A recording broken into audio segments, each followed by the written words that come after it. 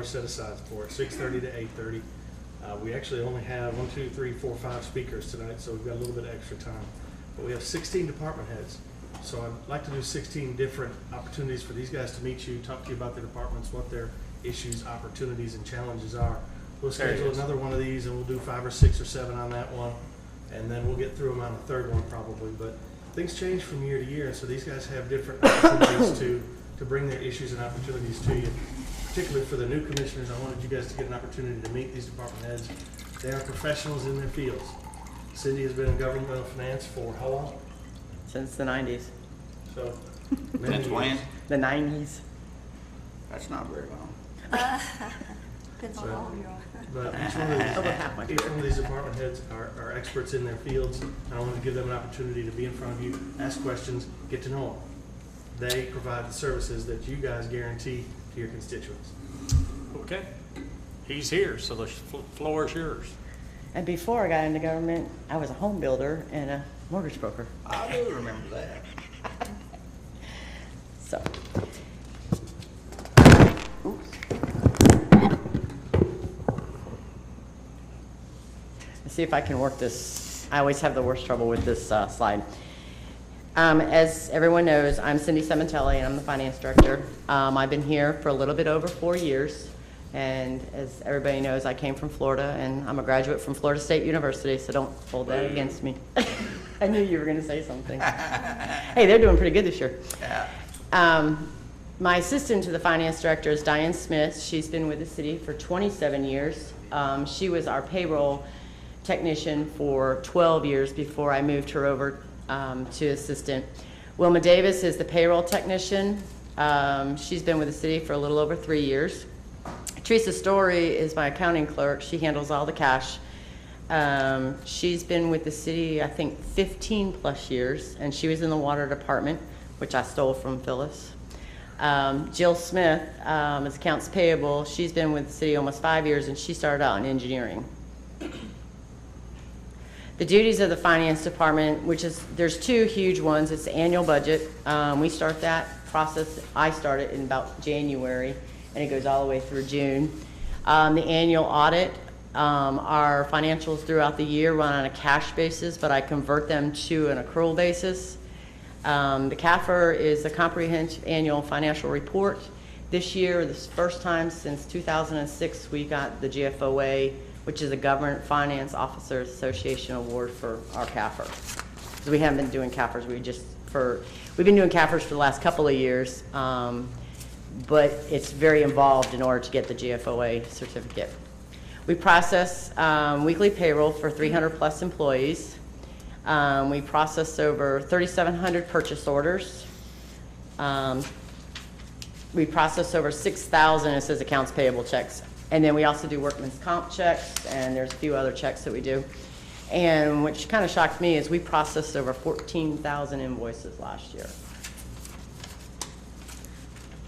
We have over 22 different bank accounts. We run off of pool cash, but we do have bank accounts for workman's comp. We have like a deposit for central disposal that we have a separate account for. Our loans have trust accounts. We have a payroll account. So we have over 22 different bank accounts that we reconcile monthly. And one of the big things, we track and tag fixed assets, and that's any equipment we buy over $2,500. The annual budget is basically divided up, and I apologize, mine's not going to be as exciting as some of the other departments. The biggest fund, obviously, is the general fund. That's our operating fund. The special revenue funds are funds that our revenues are for specific purpose, like the 911. We have gas one. We have spay and neuter. We have probably about 6 or 7 small funds that those revenues can only be spent for specific items. And one of the other ones we have is a hotel motel tax. The debt service fund, which we're not currently used because at this time we do not have anything on the tax rolls. That fund is only used when we have something on the tax rolls and we get ad valorem taxes, which at this time we do not get any. Capital funds is Fund 301 and 302, which is capital. 301 is our general fund capital. That would be our police cars, computers, fire trucks, beautification stuff, library stuff. And 302 obviously is streets, and that's for streets and roads. We have 2 enterprise funds, which is the utilities in the airports, and the internal service revenue funds is workman's comp. We are self-insured for our workman's comp, but we budgeted about $650,000 a year for our workman's comp fees and our claims. Well, catastrophic, We do have a stop loss. It's $750, I think, for police and fire per incident, and it's $500,000 for everybody else. We've had one claim years ago that we didn't have a stop loss in, and we pay that on that every year. Previously, before I got here, they just did it by person. I mean, you had 3 people in your department, and they took the $650. Actually, it was over $1 million a few years ago. But I actually take the industry's cost and divide it out appropriately for each department. And believe it or not, it shocks me, one of the cheapest one is the police officers. The utilities hit the hardest because they're in the holes. They're exposed to different things on a more frequently than, police officer. When that happens, it's usually a big claim. But they run about $5.62 per $100, and the utility guys are up to $11 per $100. So, and that's the industry. I'm not going to spend a lot of time. I gave you copies of this. This is the budgetary legal requirements. We have to do public hearings, and we adopt in June with a resolution, the budget. We usually do a couple of workshops. I like to do at least 2 public hearings, and it has to be advertised in the newspaper. It's all detailed out. I don't want to read it to you, but it's in your packet, so you have to read. And you have to have a hearing at least 7 days prior to the beginning of the budget, or if you do not, you revert back to last year's. Oh, and within 30 days, you have to send it to the state auditor, but we usually get it to him about 10 days after we adopt it. Sales tax, that's what everybody talks about, is city receives 3 cents of the sales tax. The rest goes to the county and to the state. 2 cents goes to fund the general fund, which is our everyday operation.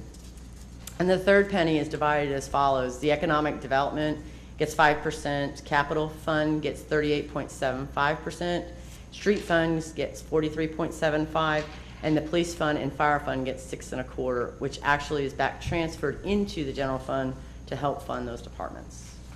Cindy, do you know the last time that we received a sales tax increase? Sales tax increase, 98, wasn't it? 1998, when was the last sales? Well, I tax? came The on Big in Four. 2000, that was before that, Oh, it was when it was made In- permanent, I guess. 1998, yeah. And then, yeah, I was, 1998 is Yeah. when we made the 13 permanent. Was that an increase, or did we just make? No, the 1 cent was made permanent. It's been Permanent, not 5 years and then it was made permanent. so it's been a long time. We've been at 8.5 for a long time.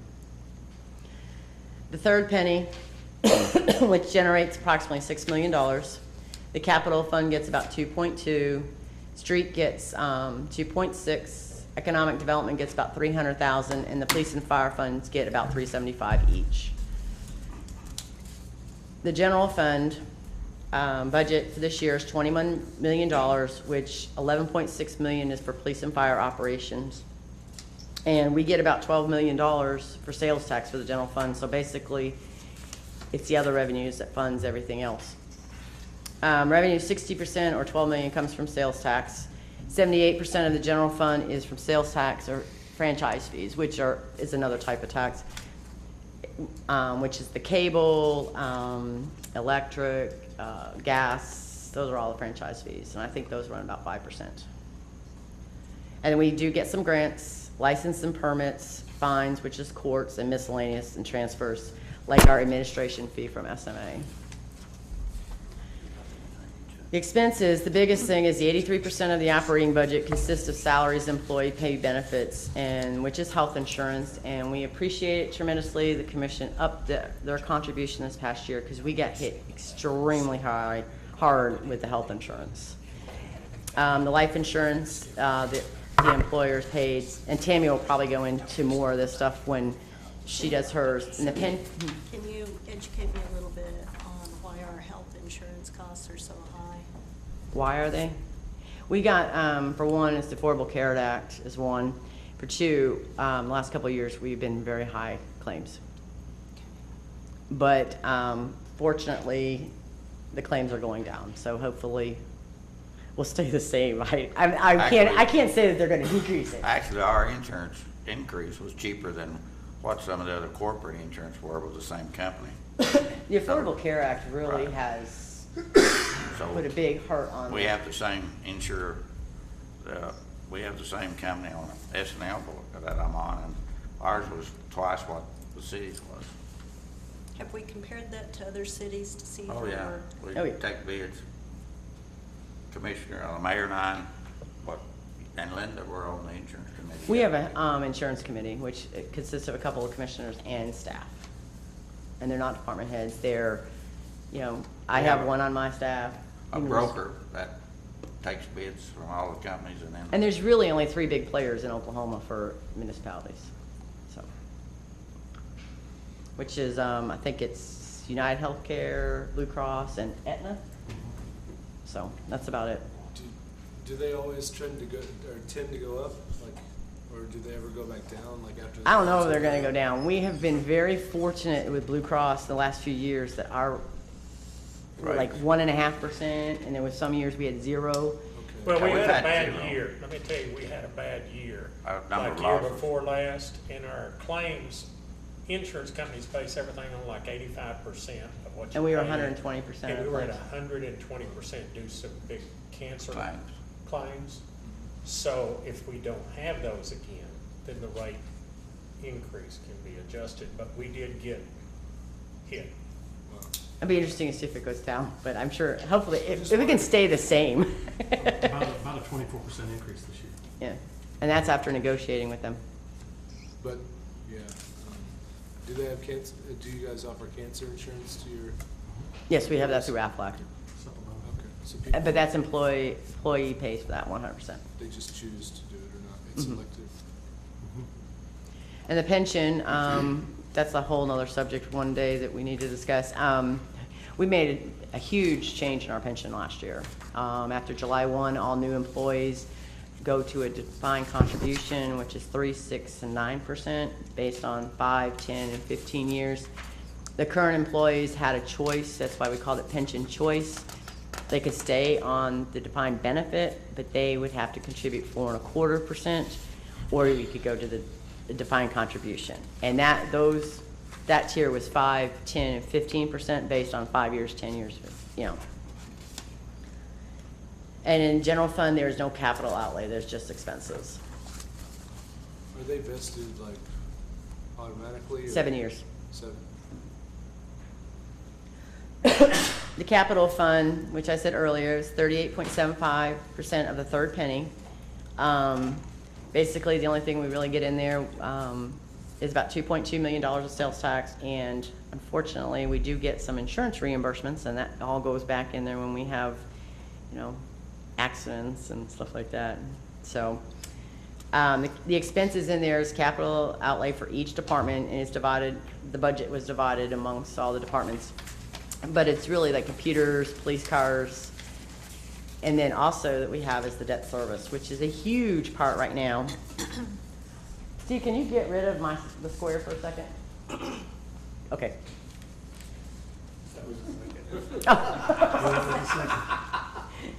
We have, in the last couple of years, we've actually taken some debt on for capital.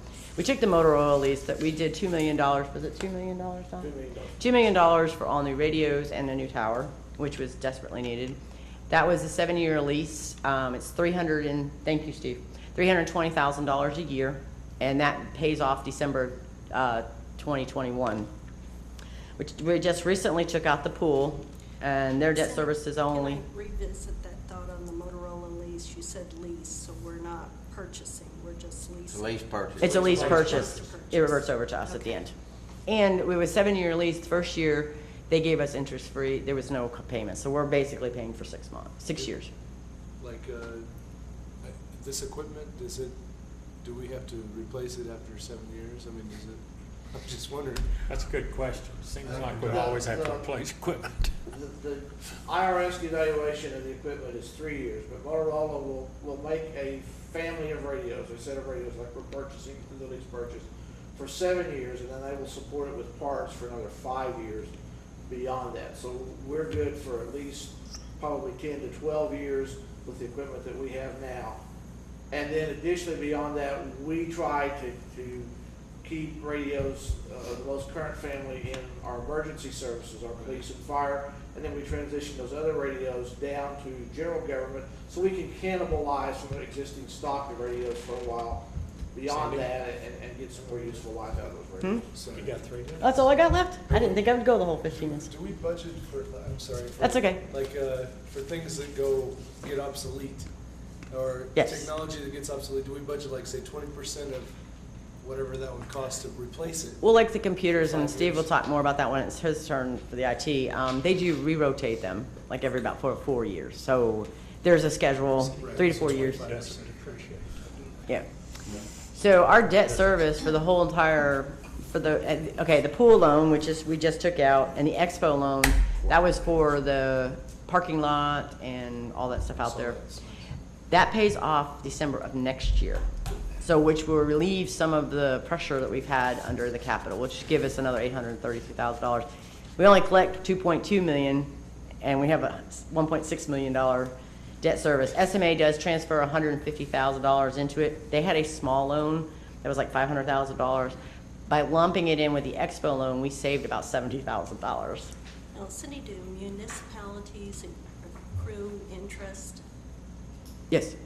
Well, those loans that do. Yeah, these loans are anywhere between 1.85 and 2.3. And I think the Motorola is 2.33, if I remember correctly. You said that SMA is gonna be done with paying off some stuff so that they can pay us back too, right? Like, all right, I'm sorry. I'm not quite, The SMA's been is- paying back streets, which I'm gonna get to in 1 second. Pay them back. Since I only have, Different line. a couple minutes? The street fund receives about $2.6 million, and SMA transferred $600,000 for 3 years. This is the second year into it. When we did Kickapoo, we figured that project was gonna be like $4 million. And SMA did not have the money in order to pay for the water lines, but since they do, they are reimbursing. It was $1.8 million for the water lines in the Kickapoo, and SMA is reimbursing them now. Oh, good. So, and that's for street projects, ADA compliant sidewalks, and we are now putting money way back for the Kickapoo Spur to Farrell, which will be the next project, which we haven't gotten the cost on. SMA is an enterprise fund. It's basically just like a business. Revenues are based on the rate structure that we did 5 years ago. They do not receive any part of the sales tax, and basically their salary, benefits, their operations, their chemicals, and their capital expenditures, which we are doing $1 million each, both water and sewer, replacing pipes every year, pipe bursting.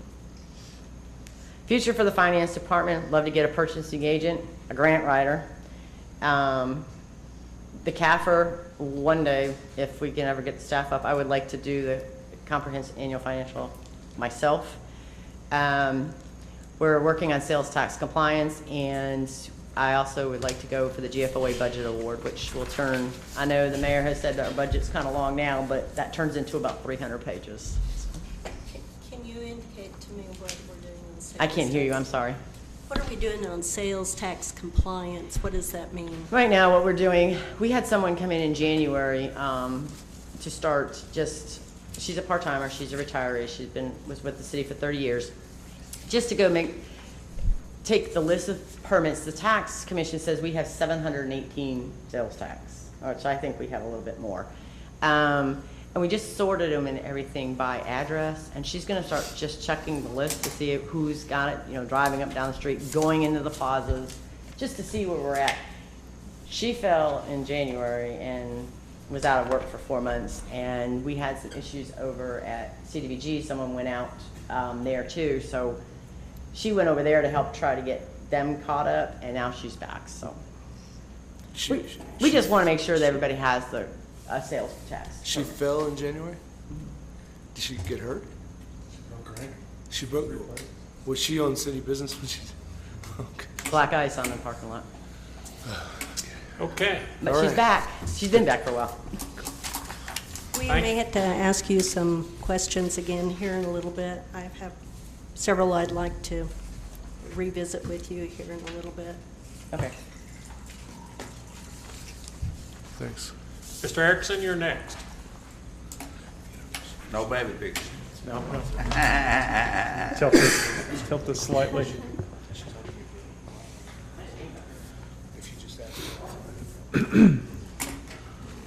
Okay, well, thank you, Commissioners, very much for your time this evening.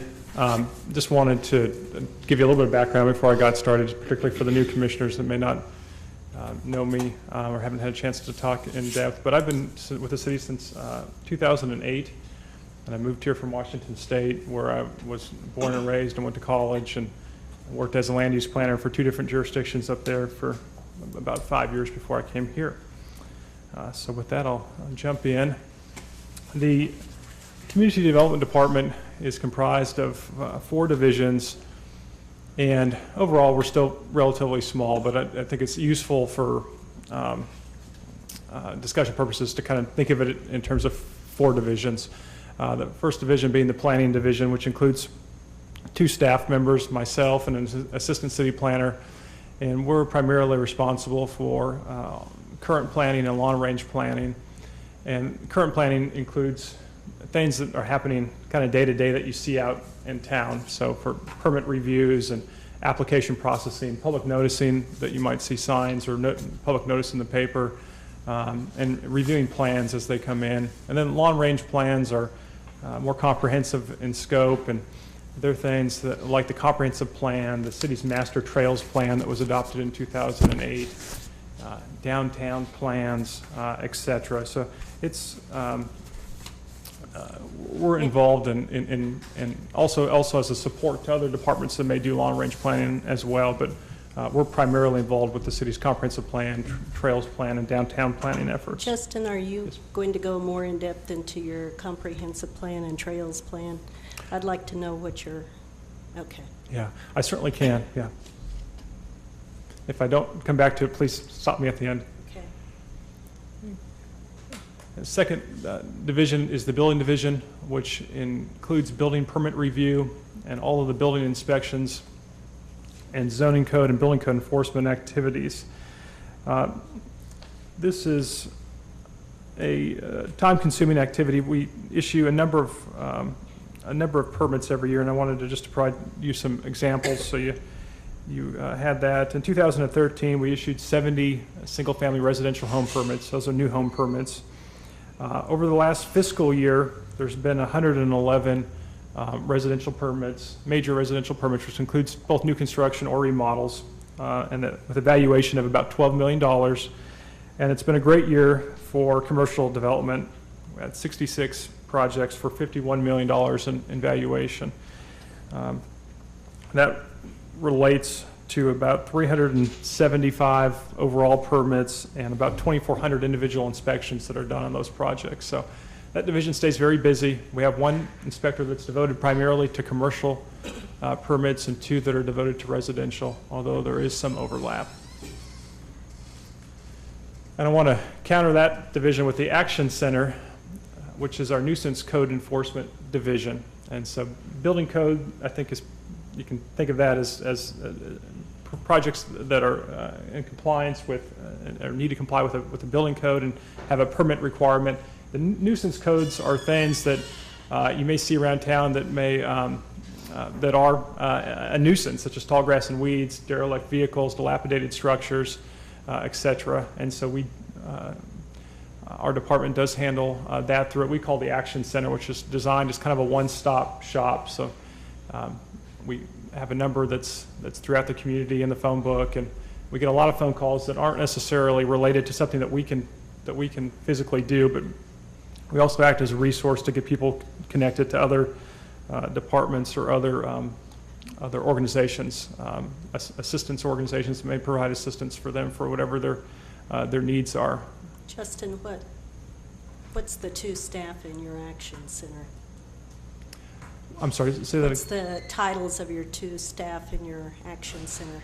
Those must be very unique people. It takes a special person. We have one individual that's been with the city a long time, one that's newer to the department, but has also been with the city quite a while. In both cases, both of them worked for animal control before they came over to this department. So you have to have a special knack with the public, and they carry a badge but no guns, so they have to be able to talk their way out of situations. And then the last one is the Urban Renewal Authority, also known as CDBG, because it's a direct recipient of funds from the federal government. And this is a long-standing department that dates back to the 1960s and the original urban renewal efforts that resulted in a lot of different activities around town. Many of the parking lots that are downtown were created through this program, and demolition efforts that were done.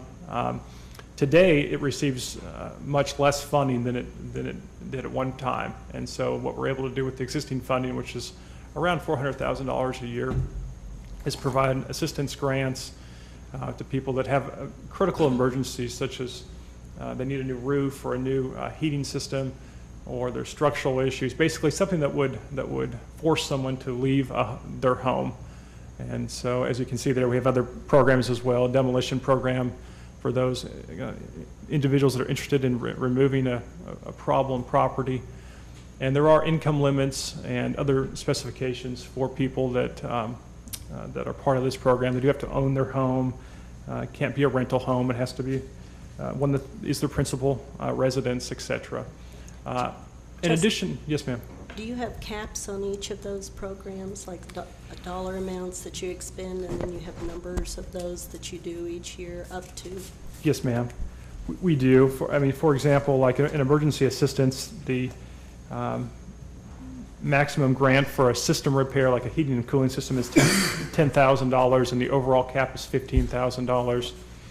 And then there are the traditional kind of HUD limits based on household size and income levels to where an individual's eligible or not.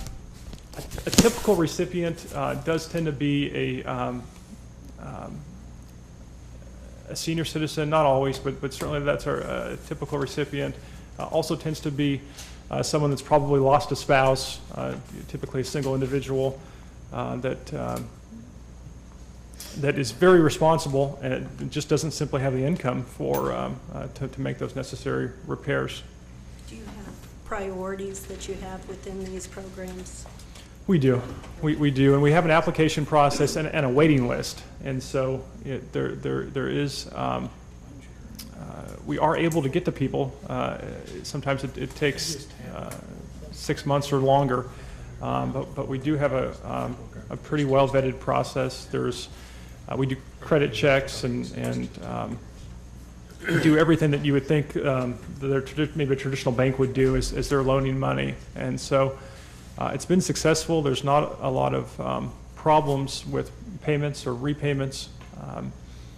Some cities simply hand out grants, and we do have a grant program, but we also have a low interest loan program as well that requires at least a partial payback, and then we're able to use those payback amounts to further the program. So that's something a little unique that not every municipality that has programs like this does. And then, in addition to the 4 divisions I mentioned, we have support staff, of course. We do have 2 administrative assistants, and our office also handles a lot of miscellaneous permits, so garage sale permits and lake permits and taxi cab permits and different things like that. So if we're kind of a grab bag in some sense for permits that don't really have a home anywhere else. The Community Development Department also provides direct support to 3 boards, of course, in addition to the City Commission, the Planning Commission, the Urban Renewal Authority, and the Board of Adjustment. I think everyone is familiar with the Planning Commission. The Urban Renewal Authority is the board that oversees the Urban Renewal Authority and the CDBG funds. And then the Board of Adjustment is a board that oversees or hears requests for deviations to any zoning code variances that are requested. And then we provide support to the Beautification and Enhancement Committee that's housed at the Chamber of Commerce, as well as the Downtown Task Force that's housed at the Chamber, and then the City Beautification Committee as well. And so you'll probably get this theme with a lot of the departments, but we work closely with other organizations and entities in town, but also Justin, what certainly did you throughout the say city. that- What did you say that you provided under that Beautification and Enhancement Committee? Did We actually sit on the board and provide information, provide comment, try to help where we can with projects and such. How does that work with that program that Brian had got funded, that $175,000 for parolees in the area? Yeah, there's no direct correlation. I will say, though, that some of the, one of those things that both those committees do is they help focus volunteer efforts. And so those volunteer efforts can be aided by Parks Department staff or augmented by that staff. But currently you haven't seen those two? Since they just came on board a couple of months ago, I don't feel like I've had enough time with them to assess that. Listen, if I may step in here for Yes, just a sir. second. Commissioner, what's kind of happened is the community has, through the Chamber's Beautification Enhancement Committee and the city's Beautification Committee, really kind of directed staff toward, we want our entrances to be more beautiful, we want our right-of-ways to be more beautiful, we want our city facilities to be more beautiful. And we only have 10 staff members in James's department who's charged with making sure that all that gets done. So he obviously needed some assistance, and we couldn't provide some of those things that some of these, we look for the chamber to tell us what our citizens and what their members are saying, and we're trying to respond to that with the CEO group that helps beautify the city. So that's kind of an outgrowth of some of the discussions that we have with some business owners and members in the chamber. Okay, that wasn't quite my question, but I'll visit with you on that later. I think what you're saying is I thought what your question was how did we get to the CEO? Did these people say we needed to do that? Not directly. What they were saying is we needed to beautify our city properties and right-of-ways. My question was a little different, but thanks for trying to clarify. Trying to stay on my time here, I'll go quick. Some of the major initiatives that we're undertaking, and I use the term major initiatives, but this could also be viewed as issues or opportunities or challenges, because they are all of those, but include the citywide cleanup campaign, which was started several years ago and was kind of a joint effort between the city and the chamber, and we've had good community support. Probably the biggest highlight of that campaign is the eradication of so many dilapidated structures around town, and I'll show you a couple photographs in a minute. Another major initiative is looking at the city's development regulations and updating them and reviewing them and making sure that we're a place that is conducive, that we have regulations in place that are conducive to growth, but also protect the things that we hold important. We just did this with the building codes in 2013. We did this with the zoning code in 2014, and we have a couple major things left to do this year and early 2015. Grants and plan administration or implementation, wayfinding study, which I'm going to give a report on at the next City Commission meeting, regular meeting. Downtown revitalization. We are hopefully in a place to start in early 2015 on implementation of the streetscape plan in phase 2 of streetscape. That's an exciting project, and we were able to obtain major funding from the state of Oklahoma to assist with that. One that's near and dear to me is trails and sidewalks. We have so many existing sidewalks that are in need of repair, and so many schools and neighborhoods that aren't connected with sidewalks. This coming year in particular is a big year for trails and sidewalks, because several months ago we were awarded $641,000 from the Avitas Foundation towards these efforts.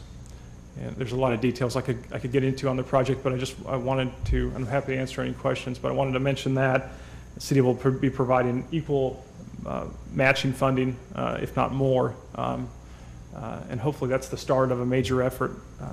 And when will that begin, Justin? It will begin what's being termed the Avitas Trail, which will be from MacArthur and Bryan Street and connecting Grove School.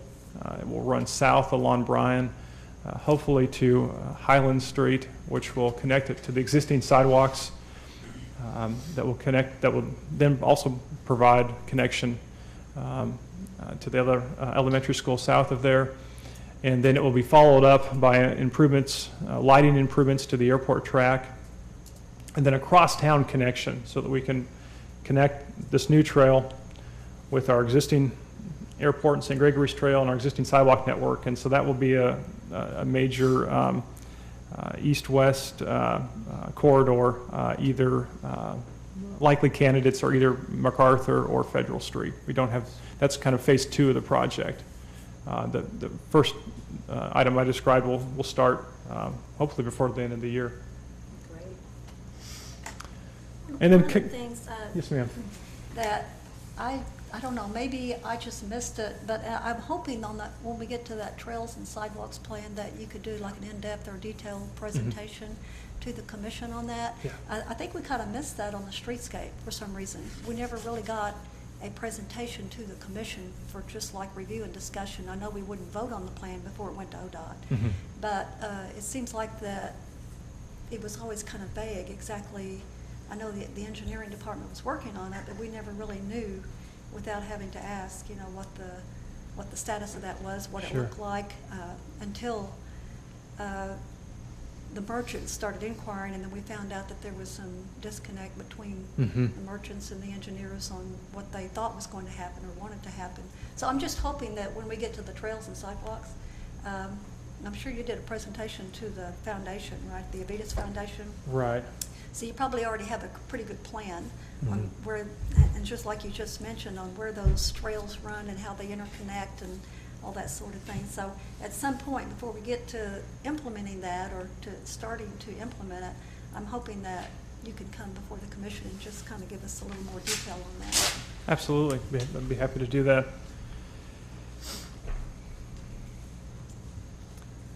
A couple of photographs here of our cleanup campaign successes. And so we've now done 146 of these around town where we hit structures that look, and these are actual photographs of Shawnee on the left, and what they, and just what the impact that makes to the community and to the neighborhood at that level when those blights are removed. So just finish up with a few statistics on that, and be happy to answer any questions that you have. You see there we've done 146, pretty equally spaced throughout the years, and the cost on that is approximately $100,000 per year to take down about 30 to 35 houses. Some commercial structures cost us more. Some houses are small and they're cheaper, so it's just a rough estimate there, but approximately $100,000 a year for 4 years. And I think it also highlights an important thing, and that's that if you are, a lot of the challenges that I've got or other departments have are seemingly difficult in just like the dilapidated structure, but if you pick a topic like this and you just chisel away at it year after year and dedicate some funding that's consistent, then 4 or 5 years go by and you've got 146 structures and you've made a significant dent, even though there's still a lot of work left to be done. What happens to those lots after the structures are removed? Yeah. In many cases, the lots have been, there's actually been several new houses that have been built on them. Many of them have been sold, oftentimes to neighboring property owners, because they may want to expand their yard or just have some more space or have control of exactly what happens next door. Quite frankly, those demolitions tend to occur in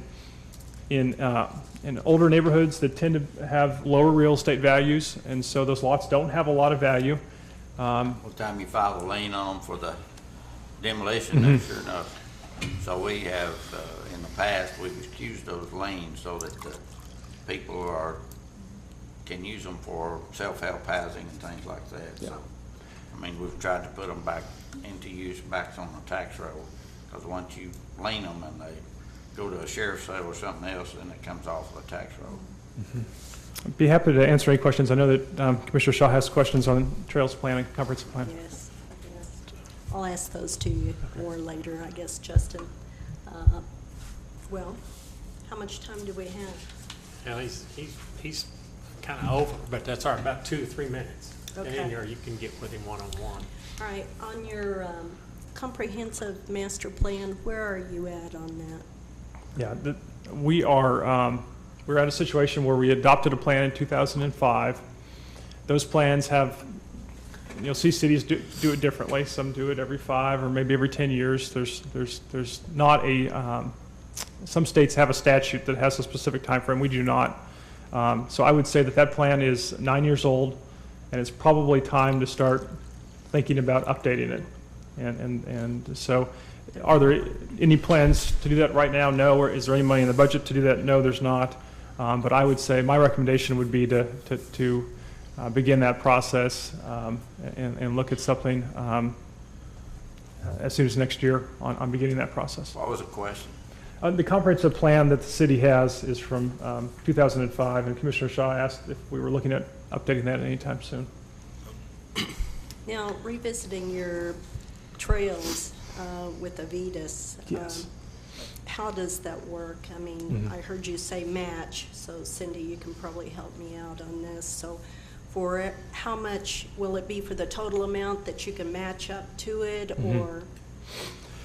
The agreement with Avitas is to provide a dollar-for-dollar match at minimum, and so their $641,000 would be matched by a minimum of $641,000 from the city. Excuse me. And we do already have those funds, and what we've done is split it up over 2 fiscal years under 2 phases, and so those funds for the first phase implementation are already in this year's budget. And then we would ask, staff would request from the commission in next year's budget the additional matching funding. And to tie it back to the master trails plan, the projects that identified the scope of the Avitas grant and the city's efforts are consistent with the trails plan. The trails plan is what we did with the trails plan and in going to Avitas is knowing that we couldn't fund the entire trails plan without sales tax increase or some other major funding initiative. We said, how could we break it up and how could we do it in pieces? And so to implement the entire trails plan is probably minimum $6 to $8 million. And so we started with this smaller bite, and hopefully the city as and hopefully private funders such as Avitas will continue to put money towards this, and we can continue to do a mile or 2 every year and just tackle this problem. Do you work with the Shawnee Economic Development Foundation, I guess, or I'm not sure what that last letter stands for, but do you work with them a lot on these kind of plans? I do work with them. I try to attend the meetings when possible with my schedule. They are. Would you like some water? It's okay. These allergies lately, this last week, have been I awful. know what you're saying. So I do work with them. I think certainly Mr. Berg is concerned with I think quality of life. A lot of what I described tonight was quality of life initiatives, parks and sidewalks and good housing, Actually, this is their revitalize third round downtown. of funding, isn't it? I'm sorry, say that again? This is just our 3rd round of funding, wasn't it? Yes, Before we got and this. 3rd round of funding. Well, the reason I was asking that question is because Mr. Berg works with a lot of different enterprises and private corporations. I was just wondering if there might be opportunity there to work with them on some joint ventures. I think that's a great idea, and we're in constant contact, and we've on the development side of things, if you're asking, I know we were talking about trails, but on the development side of things, in terms of promoting Shawnee economically, we're very closely tied in. And I may have misunderstood your question. I'm sorry. No, I did it. Okay. I just kind of got a general comment type question, I guess. Compared to other cities about our size, like in the state and in America, Sure. and how they function and how their commission works with the planning, like cities that work well, that have about the same kind of budget and sales tax revenue, like, I guess, what am I trying to say? How do we make our city better in your mind, with planning, like, I guess, what's your vision, I guess? Is it downtown? Is it more bringing in newer businesses to the I-40 area, or what would you say it would be, I guess? I know it's a lot of I'll try to be really question. quick. I know I'm over. I know, I'm sorry. But I want to answer your question. I think our biggest challenge, and yet our opportunity, is that we're so close to Oklahoma City. Right. And so that's great for the economy. It's great for those of us that Everything. maybe commute to the city for work, et cetera. But it's also a drawback because people can also go there to recreate. They can go there to shop. They can meet some of their needs there and not have to look internally so much. And so I think, given the size of the metropolitan area and the fact that people have so many different places they can live, I think I'm always going to be one that really promotes quality of life initiatives. Because I think whatever we can do to get people to not only stay here but also want to move here and Lure do this them in, as yeah. Right. Guys, we gotta move on, I'm sorry. Thank you. And then y'all can maybe get with them afterwards. Yes, or sir. Thank you. one-on-one. Thank you. Okay, Don, Mr. Lee? Yes? Help me get these around? I'm not sure who's over there. Take them, pass it around. Right. I'm hearing the pings a lot. It's distracting. I'm sending you beautification emails since you're on that committee. Stop. Well, you're the one that's on that committee, huh? Sorry. That's all right.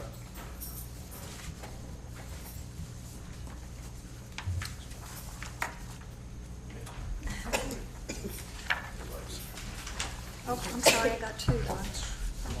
No.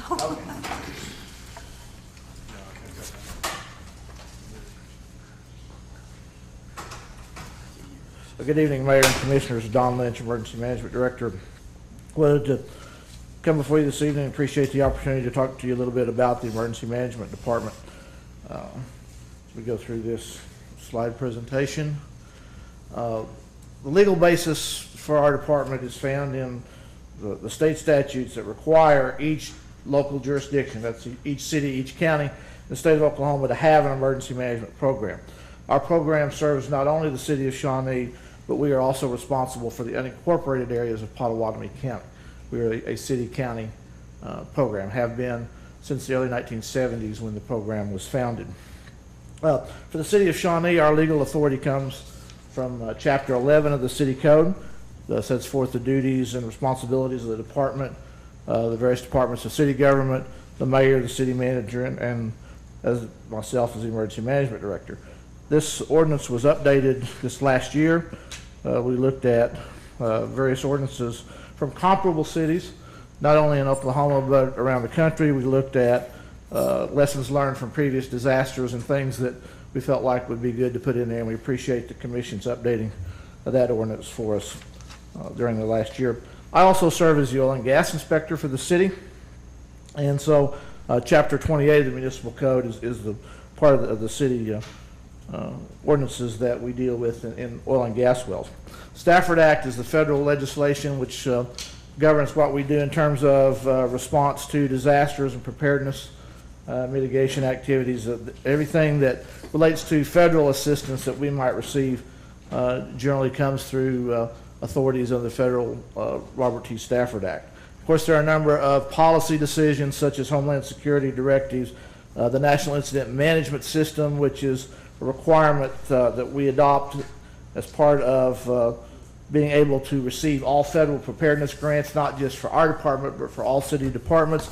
And that NIM sets forth planning and training and exercise and credentialing and other requirements that we are required to meet. That is sort of one of those unfunded federal mandates, but it came about after the terrorist attacks, the World Trade Center on September the 11th, and those were implemented across the country. So it gives us a national framework that, so people come in to help us or we go to help other people, we're all on the same sheet of music. Helps us interface better by doing that. We have a local emergency operations plan I'll talk a little bit more about in a few minutes, which also sets the guidelines basically at the policy level of what departments, agencies, organizations within the community, how they will respond to deal with disasters that might occur and other emergencies. There's a disaster declaration process and policy decisions relating to disasters that also govern the way we do business when we unfortunately get those kinds of events that happen. So basically, our office is responsible for everything as it relates to hazards affecting our community. Analysis, planning, decision-making, assignment of resources, programs, capabilities, organizations to mitigate against, that is, what can we do to prevent a disaster from occurring, or if we can't prevent it, at least what can we do to lessen the impact of the disaster. To prepare for, because we can't eliminate everything that's out there, we need to be prepared for those hazards that are going to affect our community, to respond to and recover from all of those hazards that affect our community. We don't do all of that ourselves. We do certain activities and we serve as a catalyst for things, but we coordinate and we work well with everybody in the community. All four levels of government, as I call it, the federal government, the state government, the local government, and tribal governments. We work with them very closely. The Citizen Potawatomi Nation, the Absentee Shawnee Tribe both have dedicated emergency managers that we coordinate with, we talk, we train together, we plan together, we work with them through the Intertribal Emergency Management Coalition.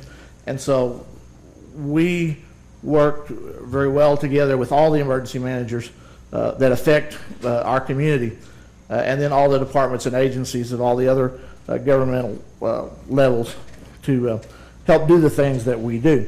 We also work with business and industry in our community because they have our people during the day, and they need to be prepared to deal with disasters. And some of the things that we do with business and industry, of course, with our emergency operations plan, the bridging documents that we have, which things like pre-fire planning that the fire department does.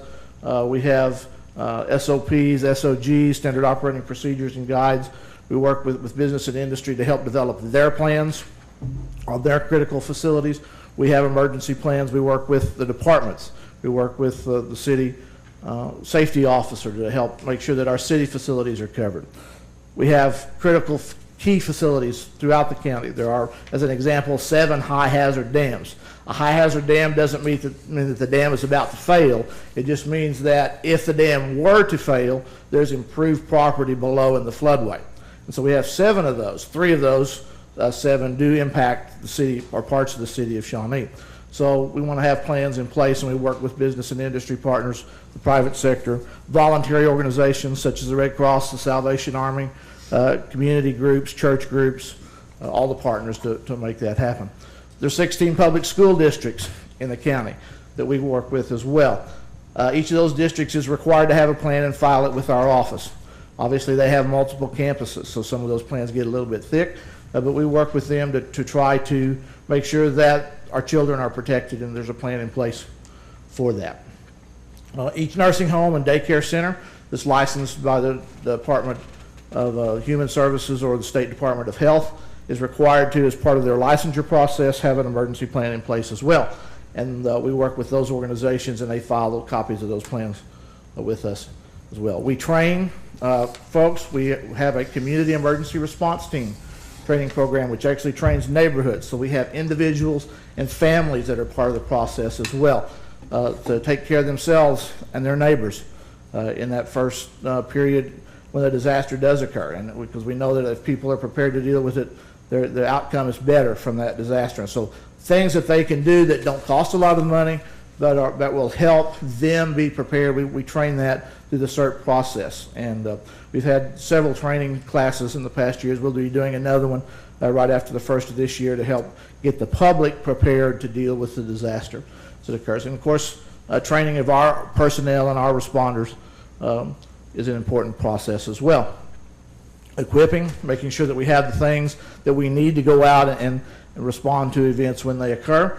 And that doesn't mean that we have to buy all the equipment ourselves, but we need to know where we can get it in a disaster, or who can provide certain things. If we have this equipment and somebody here, for example, has something else, we'll work together and share that when a disaster occurs. As an example, real quick, I'll give you this. When the storms occurred last May 13th, we had one of our local emergency managers that called and volunteered to bring a light trailer over. We had talked about that. He said, hey, would you like for me to bring my portable generator with a light plan on it? And I said, you bet. Bring it on. The next day he called and said, can I have it back? Because his community got hit by the disaster the following day. But others came in and provided that. So we worked together to coordinate those activities. And then lastly, we like to do exercises. That's a way to test our plans and make sure that they work without having the real disaster.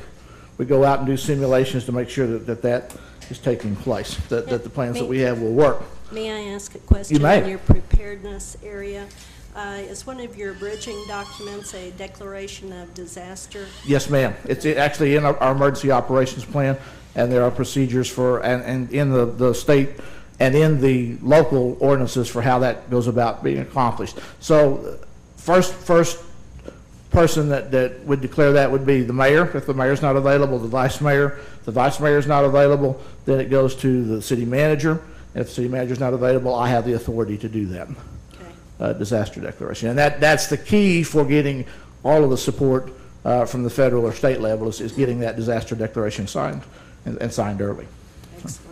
And may I ask you to back up Yes, sir. just one moment? You may. Please? Legal and policy basis for emergency management. You said this is updated last year. Is this updated at a certain time of year? Is a certain quarter of a year? We generally revise the plan in January of the year. This last time our emergency operations plan, we have been undertaking a complete rewrite process because the federal guidance changed.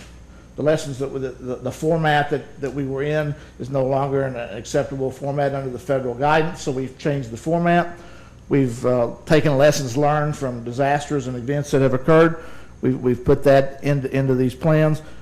That draft is almost finished. It will go out to our stakeholders this week for review. Once they have that reviewed, we'll get it back in sometime mid to late October. I'll have a copy to the city manager for his review and recommendation. Then that will come to this body for adoption. As part of it will also go to the county commissioners as the legal body for the county for adoption as part of that process. But all of the stakeholders that are involved with carrying out that plan will have had a chance to review it and have input to that. So a good question. As part of your preparedness, are you the official keeper of the list of key personnel? I am. Okay. I am. But I keep that based upon the recommendations of our department heads and staff, because they need to tell me who their people are, and we work with them and with our HR department to keep those lists. But we have the contacts directory of all of those. What is the plan of action, I guess, for shelters? I mean, how many shelters do we have in the city of Shawnee? Could you educate me on that? We have approximately 600 or so shelters, individual, family, storm shelters in the city. We have 2 public facilities that we open up to the public to be able to take shelter. One is in Boy Scout Park. It will hold about 100 to 125 people. It's an underground cellar. And then we have an agreement with the North Rock Creek School. When school is not in session, they have 2 safe rooms in their facility, their new middle school facility they put together. It will hold around 300 to 325 people in those 2 safe rooms, and they make that available. We have shelter monitors that go and stay at those facilities to communicate with the public, let them know when it's safe to go, come out and go back home, that kind of thing, keep them apprised of that. So that's part of our process for doing that. The biggest thing that we encourage is individual preparedness. Having that family safe room is good. Also being able to take shelter in a substantially constructed home. If you don't have an underground shelter, if you at least get as many walls and rows between you and the outside as possible, we have found that works. That was demonstrated again in the May tornadoes of last year, that people who took shelter in a small room, a bathroom, a closet, something like that, in their home, survived that storm. They may have been injured a little bit, but they survived. They weren't killed in that. And that's people who were directly across the street in the F5 path in Moore took those recommendations, and we have evidence of that. We have evidence around Shawnee Lake where the F4 tornado went through, where that occurred as well. So part of our, we do have places where all of our school systems can go to. and all of Schools our have their own shelters, daycare. and they have those dedicated, and in fact, we've been working, the state of Oklahoma has implemented a program since last May to provide areas to send people in who are engineers, architects, other knowledgeable personnel to go through and do evaluations of schools. And 2 schools in Shawnee have been through that process already. More will be forthcoming on that process, and they're making recommendations for the areas of refuge for the students in those schools. It's part of the Safe Schools 101 program. When you hear that on TV, that's that program that we're implementing here, and going to take countywide, as a matter of That fact. So, providing shelter is not the city's responsibility. not our responsibility, it's the school's responsibility. But, Mayor, you're correct. Go back to this real quick. Thank you, Steve. Response. When something does happen, we activate the Emergency Response Center downstairs. That's the facility where city officials, county officials, representatives from those key organizations come together, and we make sure that we're ensuring continuity of government, that we're coordinating the response to the disaster, that we are getting resources to the field as they're needed, and facilitating that transition from the response then into the recovery. So it's a federally funded facility. When the City Hall building in Shawnee was damaged by a tornado in 1970, the facility was rebuilt. When this facility was built, we got some federal funding at that time. I wasn't here, but the city officials at that time got federal funding. And so the bottom half of the basement was built to the federal standard using some federal assistance for that. So that worked out really well for us to be able to have that kind of facility for us to use as an emergency operations center. And that's really key, getting people in the same room so we can talk. We don't have to find each other. We can get rumors verified or stopped immediately and coordinate that disaster response process. Don, we're at 20 minutes now. Okay, sir, and I will push this on through real quickly. So we've talked about that. Let me go this way, sorry. Internally, things that we do for the city in addition to the emergency part of it, we maintain the city's radio system. We're part of a wide area radio network with the city of Owasso, the city of Norman, the city of Edmond, the city of Tulsa, and the State Department of Public Safety. As we alluded to in Cindy's presentation, we have an upgrade to our existing system, which includes new consoles for the dispatch center, an additional repeater tower north of town, and upgrades to our existing infrastructure, and that's in process. We are also responsible for the landline telephone system in the city for all the city facilities. We do 911 addressing and call taking. So when people are building on their property, they need an address, they come to our office, and we deal with that. As I mentioned earlier, I'm the oil and gas inspector, and then we do emergency warning equipment on city vehicles as well. We do all that with relatively limited funding, $203,000 in personal services that you can see there, maintenance and operation and capital outlay. To help defer those costs, we do get a grant generally every year from the state of Oklahoma, somewhere in the neighborhood of $44,000, $45,000 to help. That's a reimbursement grant. We expend the money, they give that back to us on a quarterly basis for that. And then we look for other sources of revenue for project grants, that kind of thing. Does the county also fund you? County does not provide any funding to our program. They do contribute to some of the projects we have undertaken, such as a hazard mitigation planning process. They received a grant for that, and they're doing that for the entire county. But in terms of direct funding for our office, they do not contribute anything to that process. What That we about can the we oil can and gas? visit how that happened at a later time. Do you but get any oil and gas inspection fees? we get oil and gas fees in the city. Those are generally dedicated for specific purposes in terms of being able to respond to emergencies, to hire additional technical help as needed. We don't use any of that for the maintenance and operation of our office. It goes into a separate oil and gas fund. We buy some chemicals for the fire department occasionally to make sure that they're able to respond to oil well fires if they do occur. But generally, none of that comes into our department. Okay. And how many staff do you have? I have 3 staff Okay, does that- in our office. Myself and 2 other FTEs. I'll get to those in just a second if you can wait on that. And if I don't answer your question, remind me when I get there. One other thing that we do is we have a local emergency planning committee required, again, unfunded federal mandate that we participate with. They receive no budgetary authority in the state statute. So as the city, we act as their budgetary authority. We receive and disperse funds. Cindy manages those on behalf of the LEPC.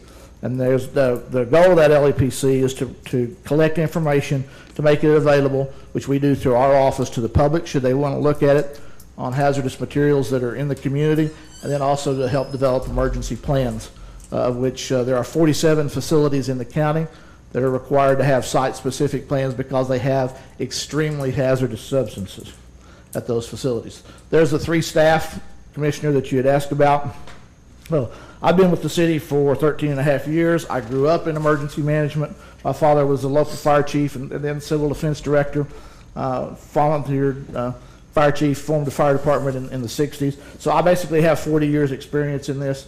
I have a master in public administration degree from OU, but I love emergency services, having grown up in it. I have experience in 26 presidential disaster declarations. Prior to this, I worked for the state of Oklahoma Emergency Management Agency, so I have some experience both at the state and the local level. Lots of training, lots of education, activities in those 40 some odd years, and I have 4 national certifications as it relates to emergency management. And so feel privileged to be able to come and help use that expertise to help the city of Shawnee. Matt Miller, the gentleman there that's on the right in the picture, is our emergency management technician. He's been with us only about a year and a half. He has a bachelor's degree from Northeastern State University, has about 150 hours under his belt since he got here. We put him through trial by fire, or I guess trial by tornado last year. He got to handle all of our public assistance claims with FEMA and the state, about $500,000 in reimbursement. And so he's learned a lot from that process. Gentleman on the left in the picture is Justin Beaver. He's our communications technician. He's a graduate of Bethel Acre Schools, went on to Gordon Cooper Technology Center, earned his certificate as an electrician. He's worked here for a few years as an electrician and then joined the Army. He's 4 years in the Army, did 2 tours overseas. He was in a forward communications unit, so they did all the communications for units that were basically in the theater of operations. That's great experience and training that he applies to us, not only working on radios, but the vehicles and the phone system and things like that. He's a jack of all trades and helps the other city departments as well with the things that they need relating to communications. I was going to skip over that, but I got to come back to it, Steve, if I can get there. There we are.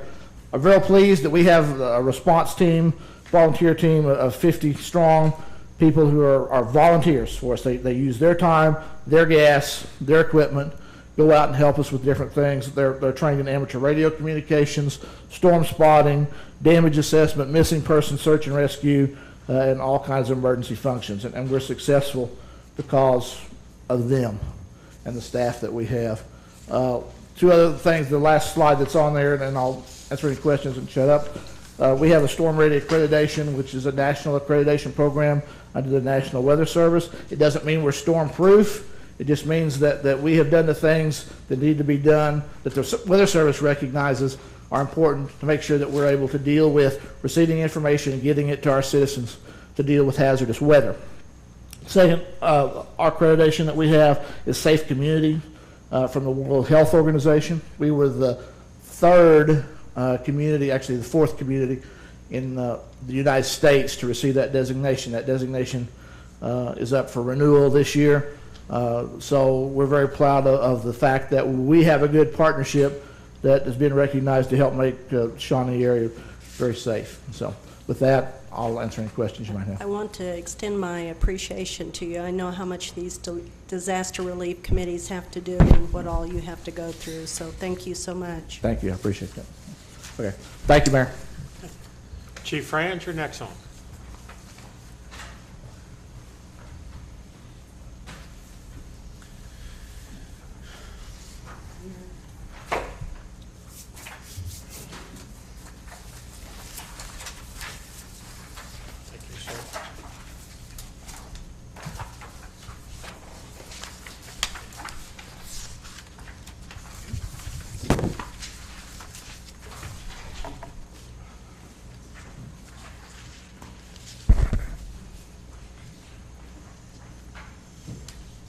Good evening, I'm Chief France. I've been with the Shawnee Police Department now for over 27 and a half years. Before that, I was worked 2 years for Judge Jones, part-time as his bailiff and marshal. Before that, I have a great staff, but I'm here to tell you, this department absolutely cannot function without the rest of the department heads, the rest of the staff around the city of Shawnee. We are very dependent on everybody else to do our job. I'm very dependent on Don Lynch on our radio system, and he's got a great staff, and I appreciate that. If you'll kind of flip to about page 3 in there, we'll just kind of go through this.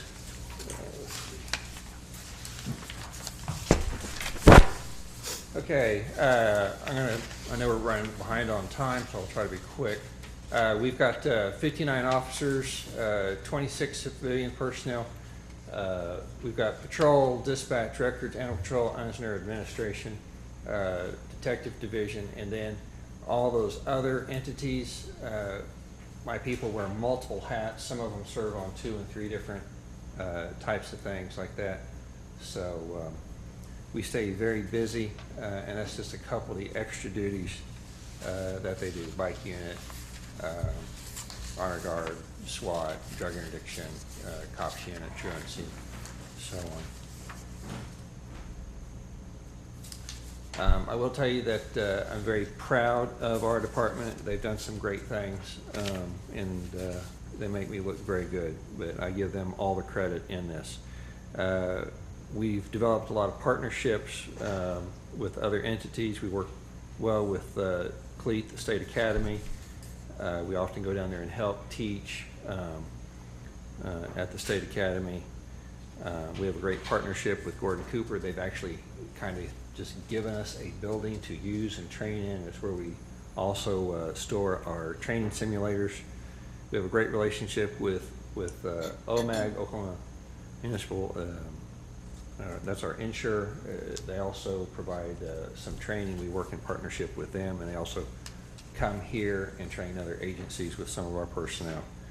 We're very fortunate that we have an automatic fingerprint and a live scan fingerprint system, one of the few in the state for an agency our size.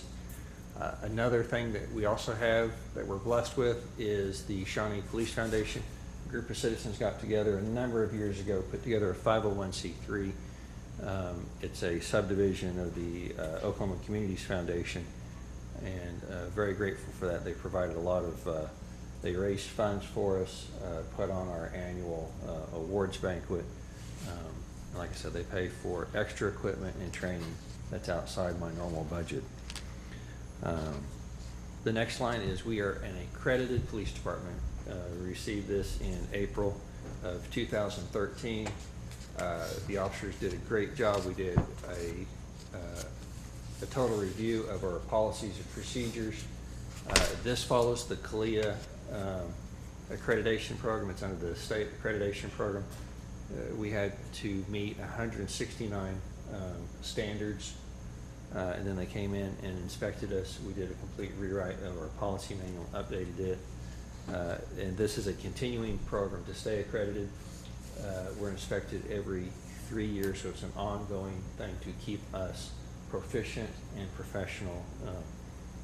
And I'm very proud of the department for reaching this. We were the 9th municipality in the state of Oklahoma to reach this status, so I'm very proud of that. Chief France, you do have a 3-year accreditation then, is that what I heard you say? Yes, Under every CLIA? 3 years it comes back under review. So there'll be another team that will come back in and scrutinize everything that we do and look at it. It's about a... So we're only one of 9 in the state? So we're one of 9 municipalities, and then there's a couple of the university police campuses are accredited, and a couple of the tribal police departments are accredited. But it's few for all the agencies out there. Few for all the, there's over 400 police agencies in the state of Oklahoma. Right. That's amazing. So Congratulations. Thank you. We're also blessed, we do have a small reserve officer program, and we have a volunteer citizens program called the Sentinel Program, and that is growing. That is actually starting to take off. I'm very proud of those people. They help out with different events. They help out with like the 4th of July. They're helping out this weekend with the air show and that type of thing. And they do a variety of different duties and things to assist the police department and the community. We have received, I'm also blessed with Chris Thomas. He oversees records, dispatch, and animal control. What I really keep him busy with is looking and keeping track of grants, and you see a lot of them. We've received over $1.3 million worth of grants, and actually I've thought of some sitting here tonight that I forgot to put on the sheet. So very blessed in that accord. Are any of your officer positions funded with grant money that may run out? I do have some positions that are funded with grant money, although I'm once again, very blessed with Cindy, and I've got the staff, and we have projected in, and when those grants stop and run out, we're fully funded to continue on with those positions. Okay, good. Definitely don't need to lose any positions. Most of those grants require you to carry on after the funds run out, don't they? Under the COPS grant, yes, does require, it's funded for 3 years, does require you to carry on for a 4th year. After that, there's no guarantees. We will continue to carry on. We had a truancy officer grant that ran for 3 years. I believe so much in the program that we have continued to carry it on. I think we're in our 6th year for that now, and it was only funded for 3. But that's a very worthwhile program. I figure if we can keep, if we can keep kids in school, the less chance we're going to be dealing with Catch them them on the other end. on the other side. Yes. So I think it's a very worthwhile program. We do have 2 school resource officers. The schools do pay for 2 officer positions. And then we also have a housing officer position, which the Shawnee Housing Authority pays for that position. And that position has been around, a long time. I want to say at least 15 years. You know, the 2 schools, is that Shawnee Public School or? That Shawnee High School and the Shawnee Middle School pay for an officer. The truancy officer works across the spectrum, so of schools, both Shawnee schools and the independent schools. The next page is kind of where we were about 27 years ago. It was a much different structure back then, very limited on funding and resources. We've come quite a ways. One of the things that you will see, though, is the amount of call volume has gone up tremendously. Back in 2002, there was 38,000 calls for service, and last year we had 79,000 calls for service. So, and that's calls dispatched. That's not telephone calls coming in. That's calls that the dispatcher sends either an officer, a policeman, or a fireman to. So, Does that mean crime went up, or does that just mean people use the phone more? the call volume has gone up, our load has gone up, our reports are up, but also cell phones have increased, and more people tend to call with cell phones now, so than they would. Chief France, do you do the self-reporting, or, I know like the Broken Arrow area, what they did was they had individuals, when they had like something stolen, they'd have to report it themselves and do a self-report instead of an officer coming out on site. That's something I'm interested in doing. We just have not had the opportunity yet to take that on. Some people like that. Some people think it's real impersonable, that they're not making contact with an officer or a person, that type of thing. So a lot of times we have, I've got 3 ladies that work in the records area. We have people that want to file a simple report. They don't want them to take the report. They want a blue suitor taking the report. So. Okay. Give them a uniform, I guess. So, some of the directions that we need to go is, I will tell you, I believe that we are understaffed, according to the FBI, RAND Studies and Bureau of Justice. We should be sitting at about 68, 69 officers, and currently we only have 59 officers. So, Friday night, I got a text message from my lieutenant at about 10:30 at night saying that we had already, that evening shift, the shift from 3 to 11, had already handled 112 calls, to include a couple of EOD transports. So a lot of times the evening shift is busy and they're not able to be proactive. They're just chasing call to call. And so we definitely could use some more officers. We are quite concerned. The new shopping center going in, it's a blessing, and we see it bringing in tax dollars.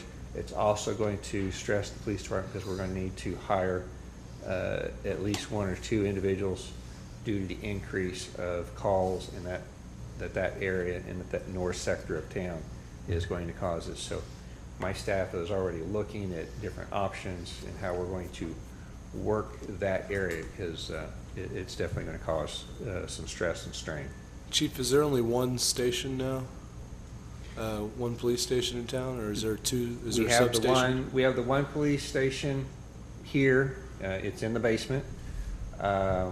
We've tried to do a satellite office out at the mall, just don't have the staff to maintain that. My sentinels are interested in it. Once again, I'm not sure if I have enough of them to dedicate that onto a full-time basis. So, some of the other things we have,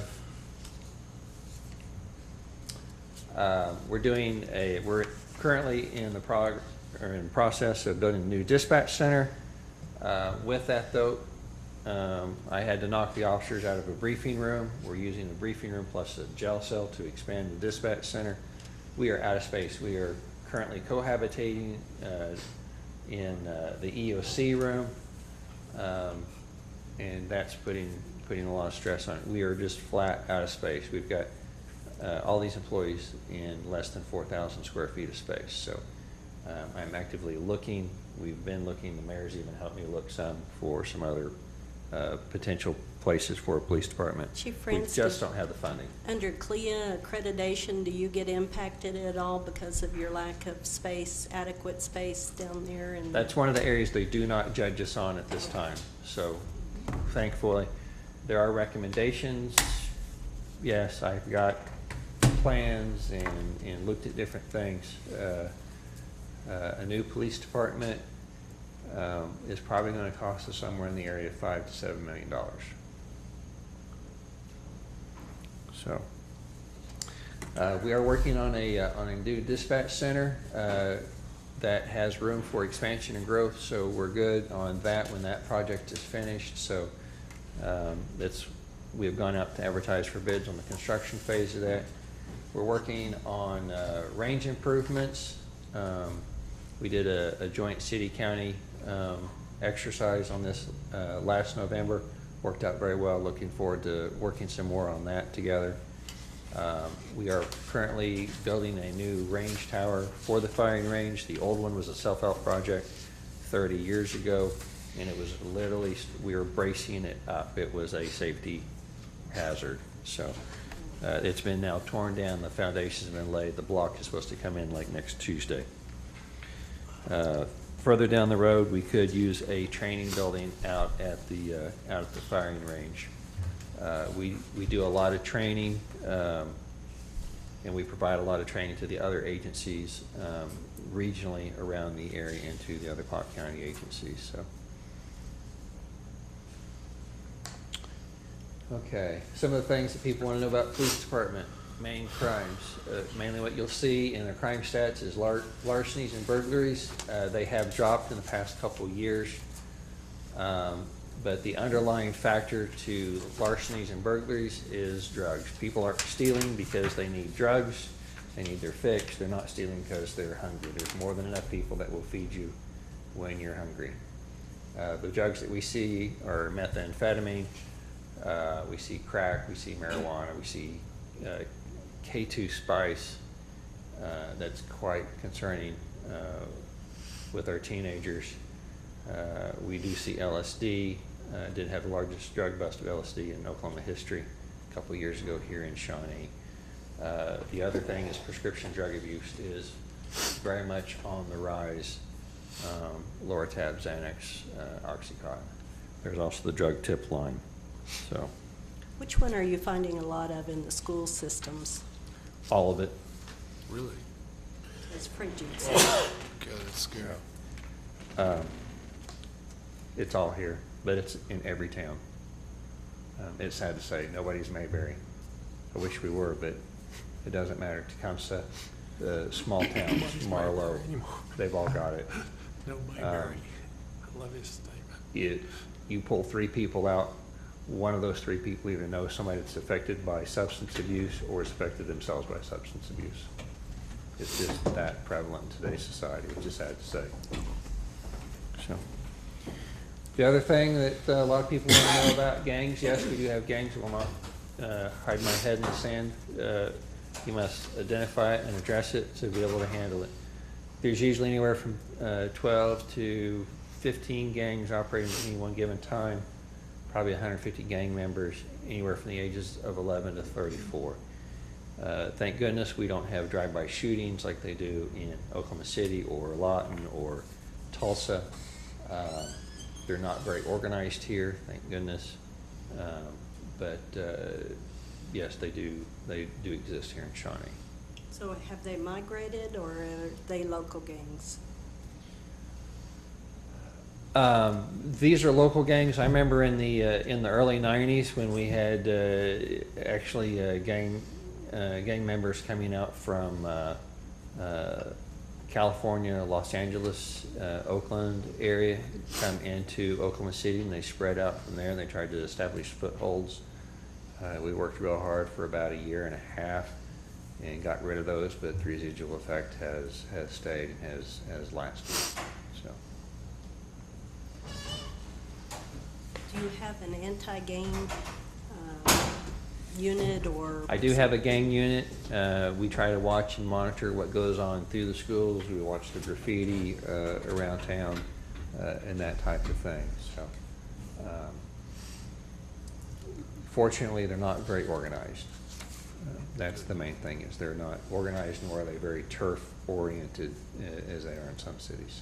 So. What is the largest gang number of one gang here in Shawnee? It varies. It really varies. You might be a gang member of Wes's gang this week, and next week you'll be a member of Dykstra's gang the next week.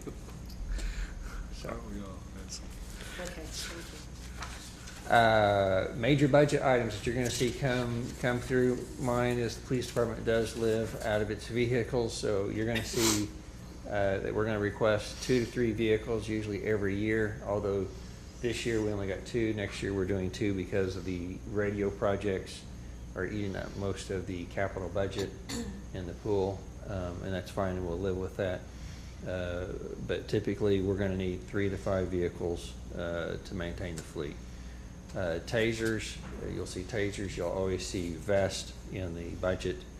Radios, as Don Lynch was saying, I buy radios and then they get cycled back down through the other departments. But I'm typically the main radio buyer, and then they trickle down. So. Do you get grants specifically for equipment? In a couple pages, you'll see the different grants. I get radios, not so much a grant item. There's just not that much funding for a department our size for radios in that criteria. So, training, you'll see that we do quite a bit of training. Our insurer likes this, and it keeps our tort claims down. I believe training is good for morale, and it makes us professional. So Some of the other things that we need to set aside is funding for, you'll see me starting to set aside a little bit of money, capital money when we can for a training building. I have not been able to set aside any funds for a police department yet, but maybe hopefully in the future. I have a question on that. Go ahead. When you're talking 3 to 5 million, are you talking about a new building or an existing building, renovating an existing building?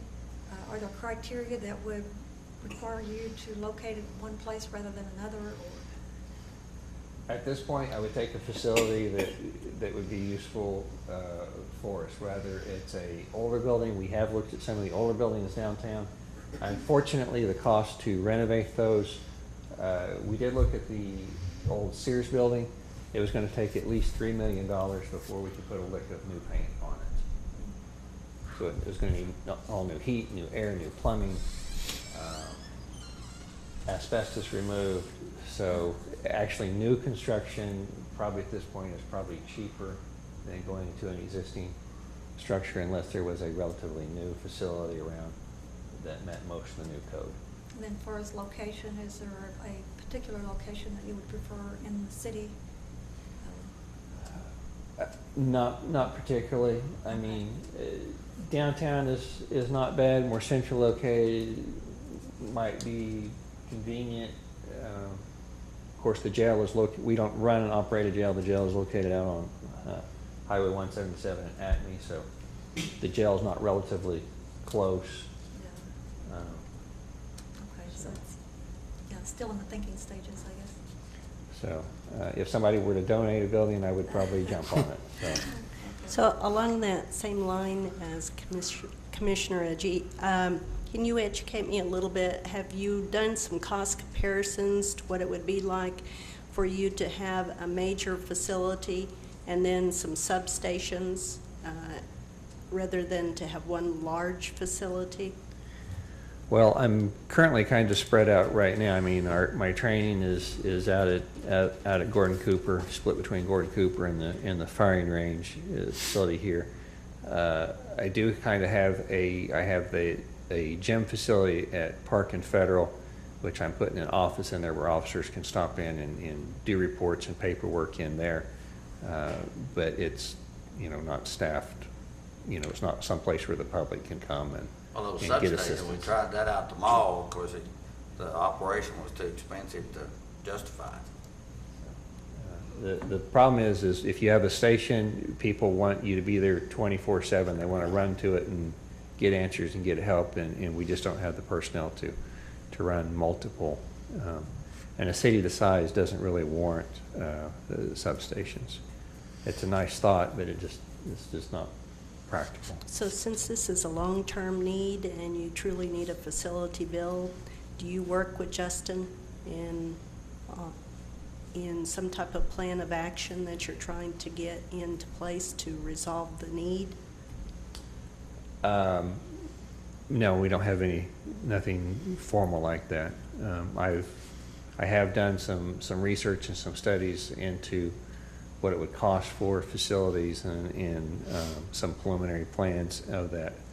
But at this time, that's about all the further we've got. Commissioner, it's in our capital improvements plan, but no funding's been identified as to where it would come from. It's Of in course, the, our estimates, as far as I'm concerned, just like the estimate on the building over here that we tore down is way out of line. We've done a remodel right now, totally cleaned out the inside of a building and over 25,000 square feet, and it came out to be less than $100 per square foot, and I just cleaned it out totally. So I think whoever gave you your estimates is way out of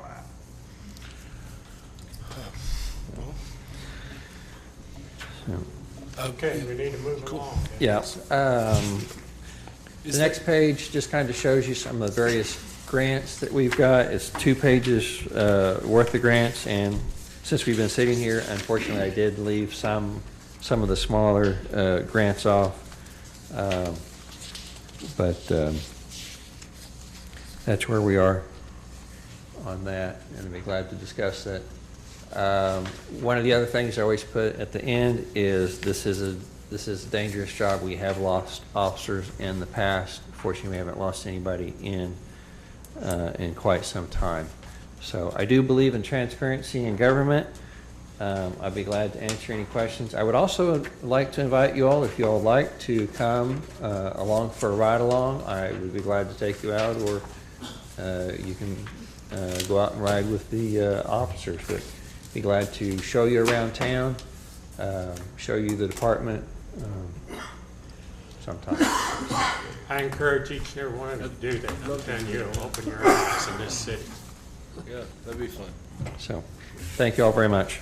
Thank Thank you. you. Thank you. Okay, next we have our fire chief, Mr. Tisher. Thank you.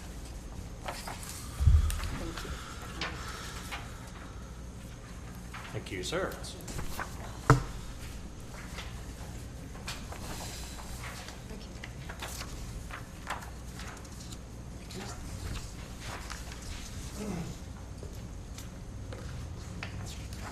Make sure I know how to run this. My name is Drew Tisher. I'm the interim fire chief, and just want to go through real quick, if I could. Got some slides to go through with you and update you on the fire department. I'm pretty biased, but I think we have an excellent fire department, and kind of run through this real quick. If I could get some help real quick. Side thing. Okay.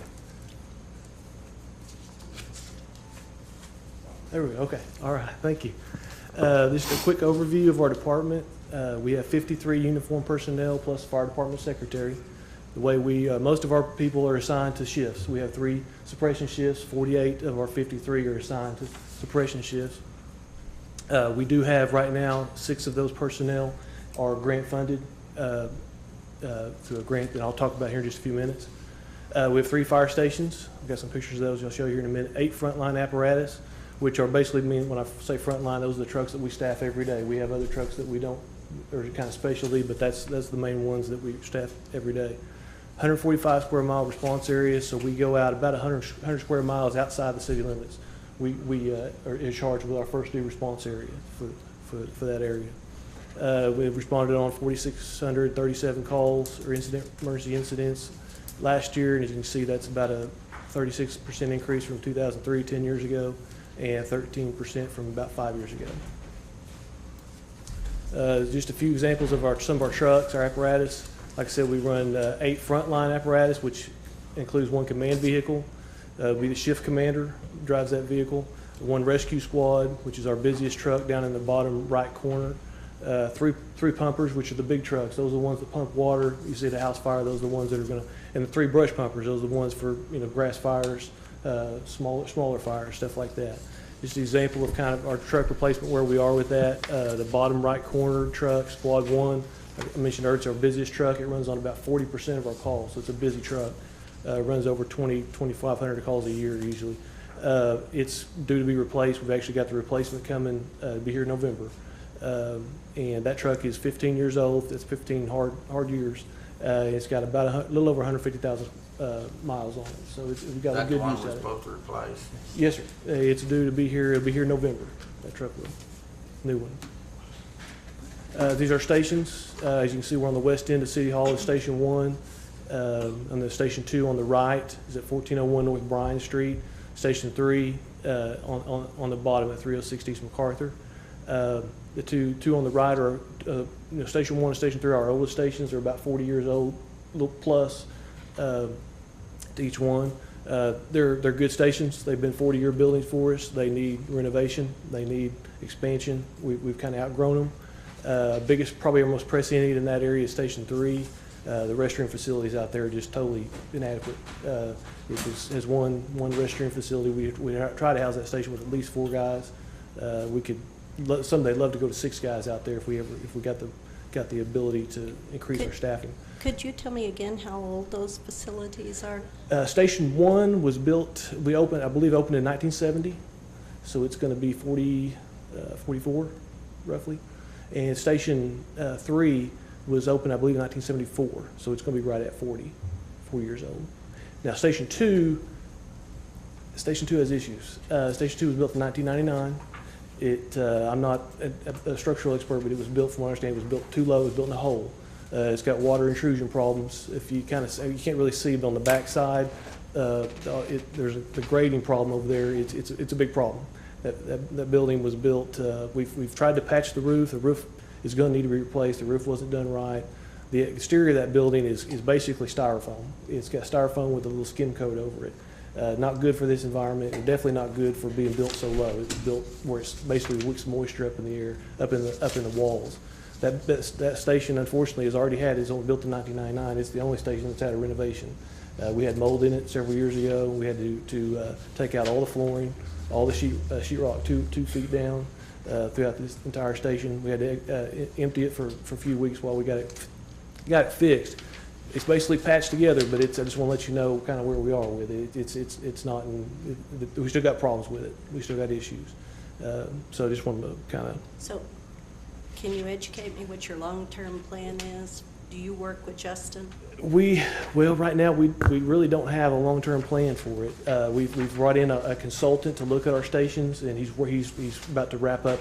He's given us a preliminary plan on what kind of a long-term plan for our stations.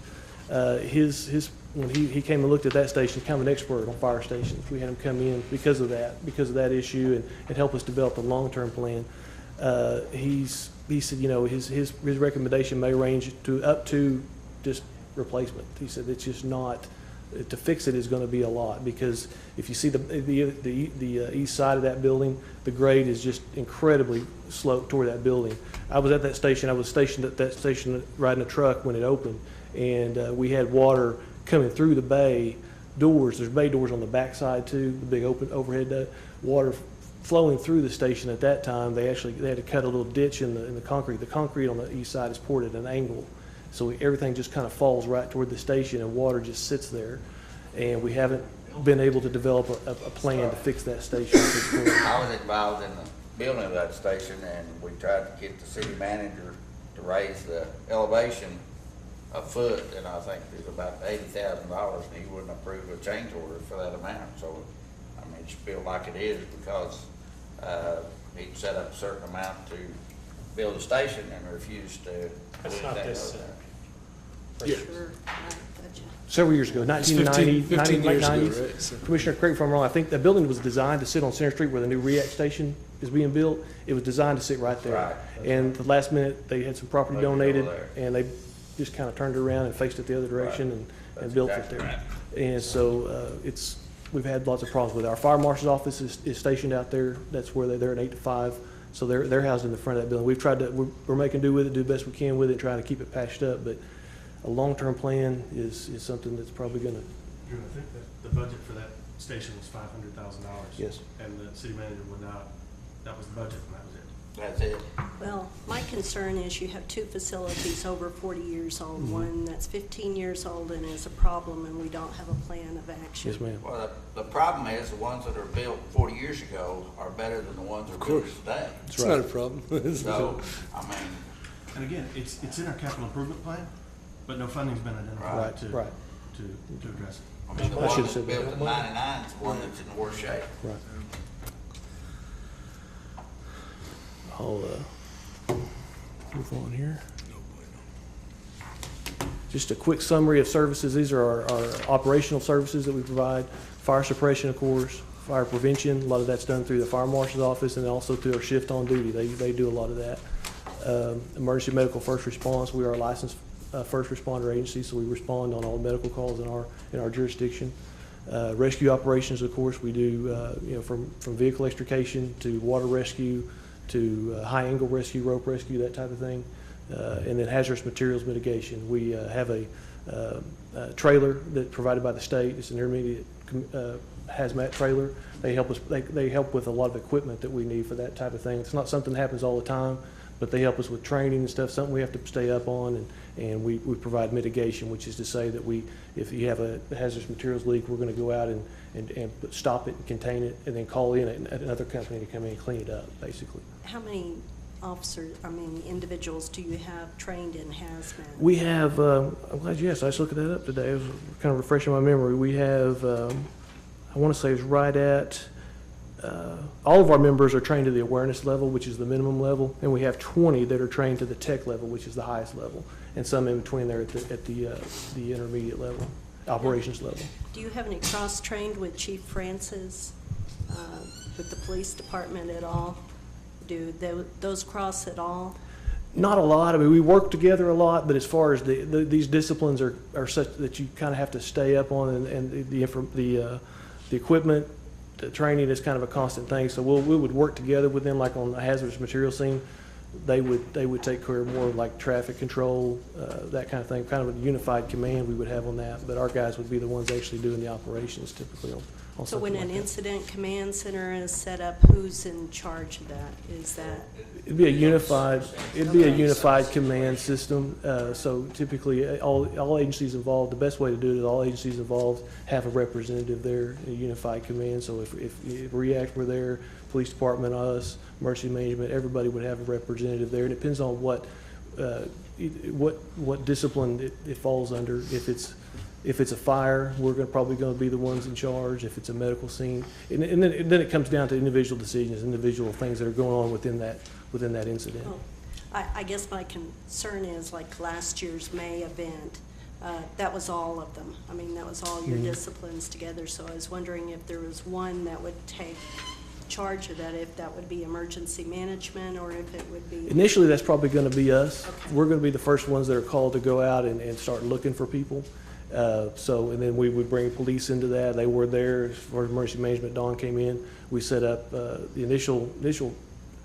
We had kind of right on I-40. We had a set up, our first kind of command post, and then we backed that up to the expo center. We realized how big this was going to be. We basically had two operational areas of operations, one out north of I-40 and one out by the lake. So that's where, and then we all got together at the expo and kind of put together a unified command there. Okay, thank you. I'll go in here. Just some pictures of fire suppression activities there, fire prevention. We have two members in the fire marshal's office. Like I said, they're at Station 2. They do fire and life safety inspections, and I should have also put on their plan reviews. So all commercial properties that come in, they would work closely with Justin's department, and our guys kind of focus on the fire and life safety aspect of things, but of the building, but they work together with planning on that. Investigations, they're going to come out and investigate the origin and cause on fires within the city limits. And the public education, some of that goes through the fire marshal's office, some of that just goes through our guys, whether we encourage people to bring their youth groups and stuff to the stations for tours, and at that time, it's a good time to give them some education.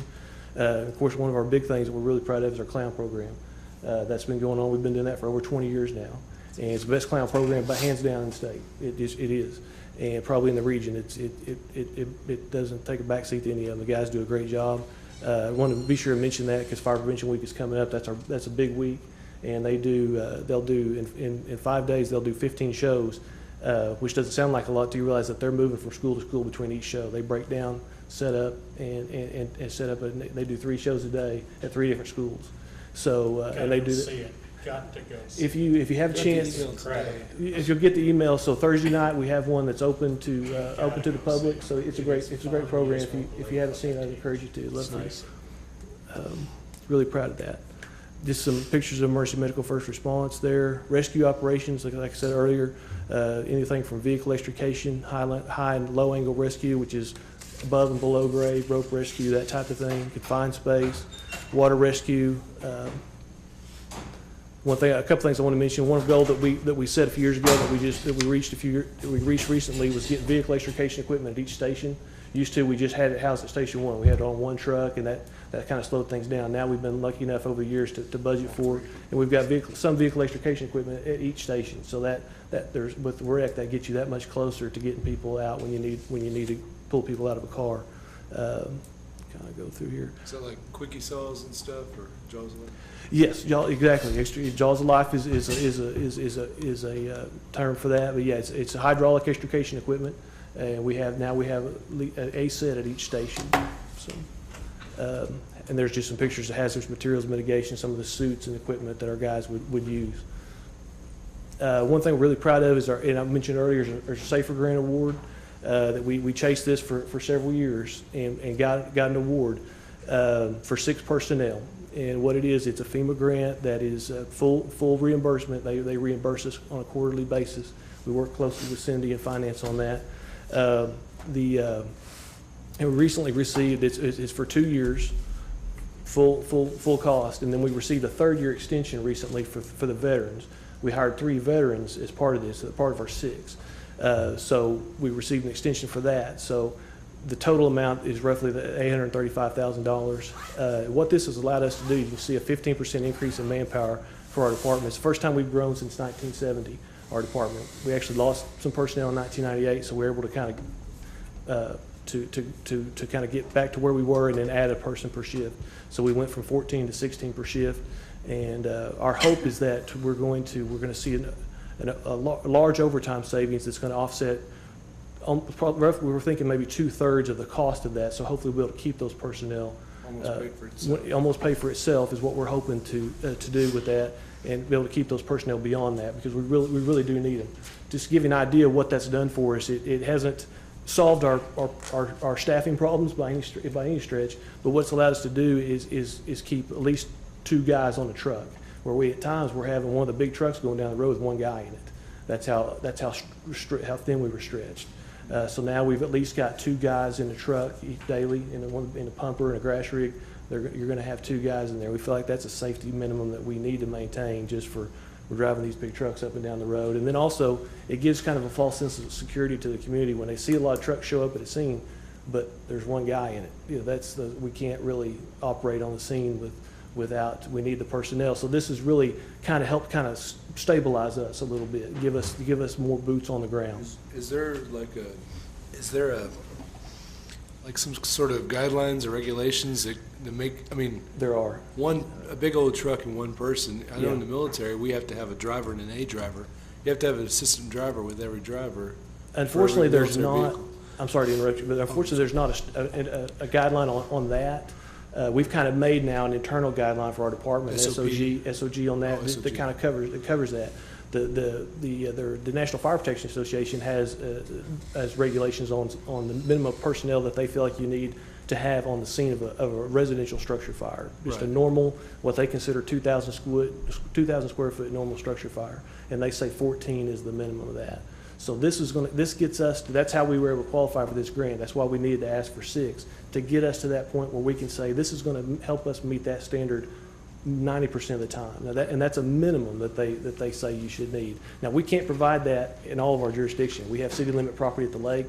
There's no way we can get all 13 that are on duty tonight out there if we have a house fire. We do the best we can, but that's what the intent of this grant is to help get more boots on the fire ground. And then we've taken that opportunity to say, look, we have an internal SOG now that says, if we can't put 2 people on a truck, then we need to take it out of service. Right. But we feel like now we can typically do that. So you also have a priority support too, like certain buildings get, I guess, I assume that you do, I don't know.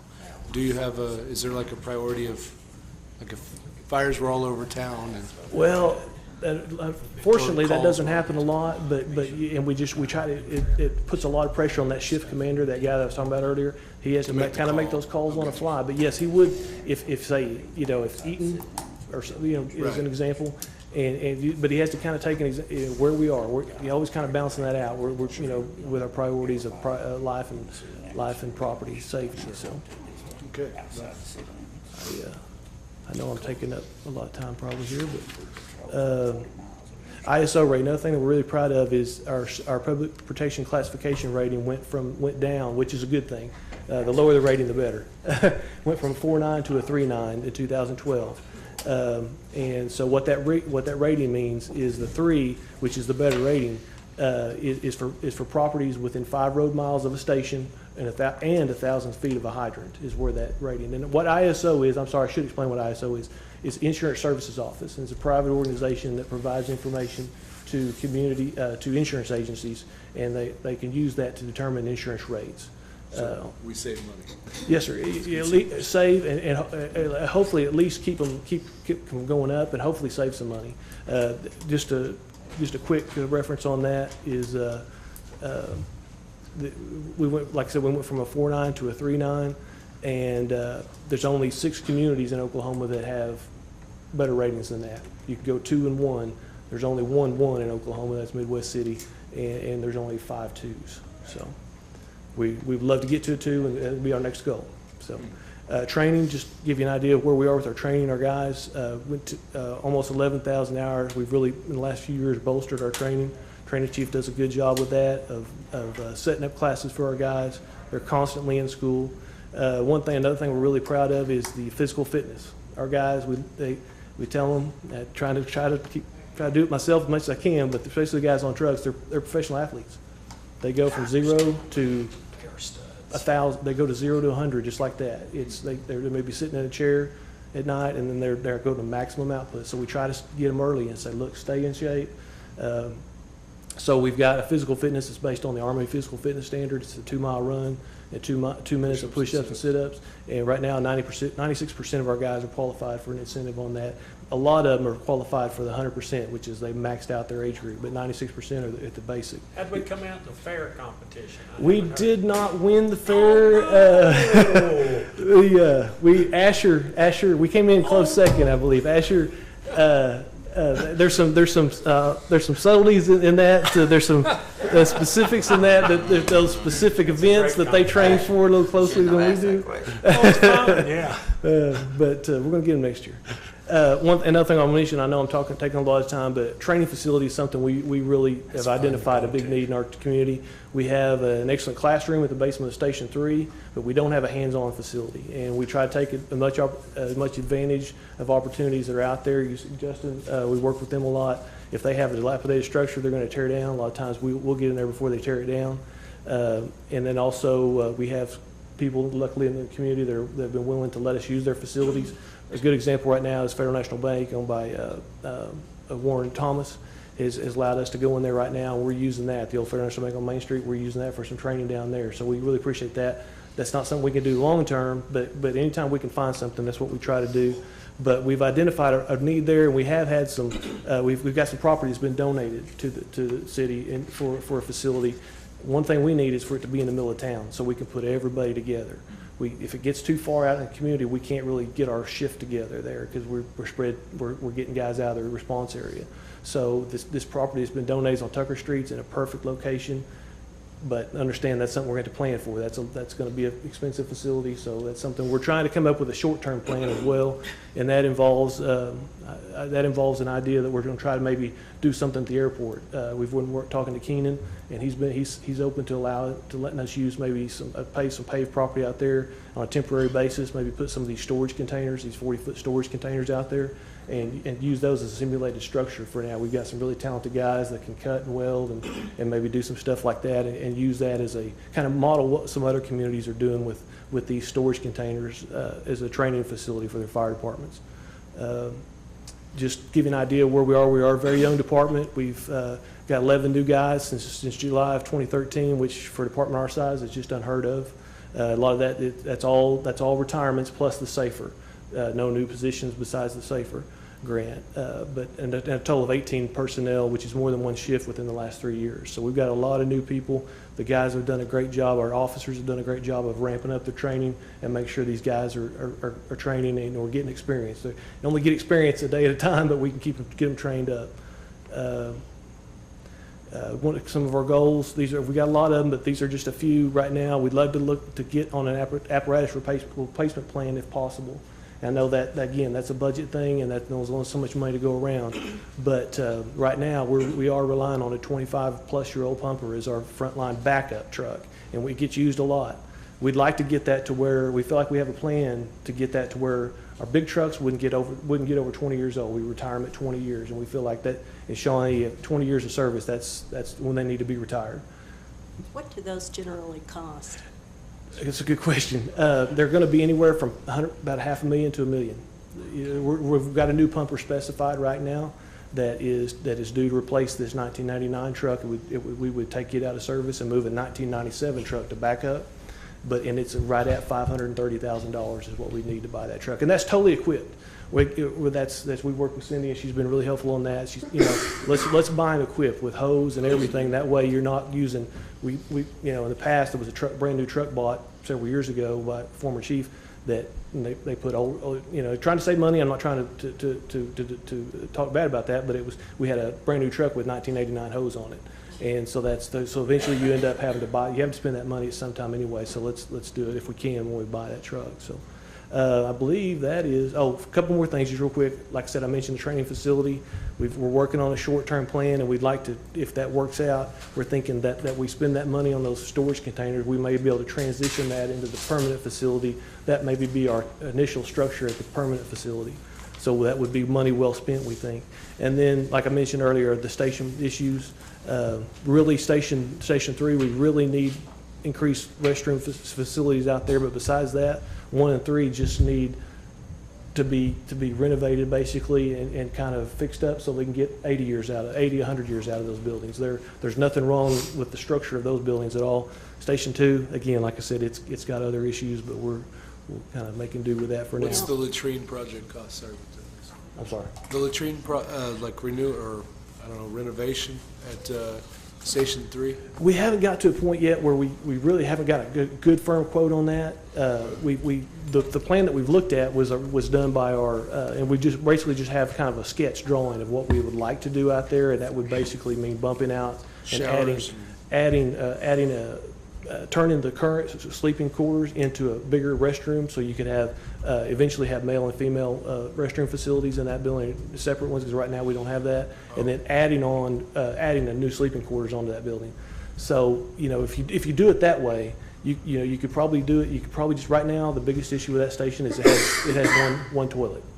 So you could go from anywhere from adding a toilet, but there's a lot of work that's going to be involved in that, because you're going to have to tear that bathroom up to do that, and so I guess your answer your question, I don't have hard quotes on that, but I think you could look at anywhere between probably $20,000 or $30,000 up to $500,000 if you did the adding on sleeping quarters, that type of thing to Station 3.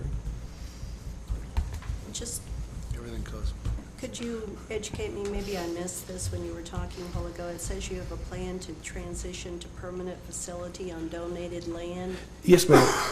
That's on our training facility, and what we're trying to do, we have, like I said, there was some land that's been donated. It's actually a piece of land just north of UPS on Tucker Street, Okay. on the east side of the road. Jimmy's Egg in there. Yes.